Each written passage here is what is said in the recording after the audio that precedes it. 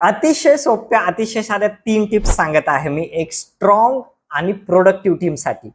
मित्रांनो, संपूर्ण टीमचं जे फोकस आहे ते एका गोलवर पाहिजे. हे तुम्हाला डिसाईड करावं लागेल टीममध्ये तुमच्या. तुम्हाला बसून डिस्कस करावं लागेल, की आपल्या टीमचं उद्दिष्ट काय आहे? आपलं ॲक्चुअल ध्येय काय आहे? ही पहिली टिप आहे. दुसरी टिप मी तुम्हाला सांगतोय, की तुमच्या संपूर्ण टीममध्ये आपापसात म्युच्युअल अंडरस्टँडिंग पाहिजे. आणि हे केव्हा निर्माण होईल? हे म्युच्युअल अंडरस्टँडिंग आणि हा तुमचा सपोर्टचा जो माइंडसेट आहे, जेव्हा प्रत्येकाला त्याचा रोल काय आहे त्या टीममध्ये आणि त्याचा गोल काय आहे हे माहिती असेल. तिसरा पॉइंट आहे, की तुमच्या टीममध्ये प्रत्येकाला स्वातंत्र्य पाहिजे, की तो एकमेकांच्या चुका सांगू शकेल, एकमेकांना समजून घेऊ शकेल आणि सांगितलेल्या चुका ॲक्सेप्ट करू शकेल.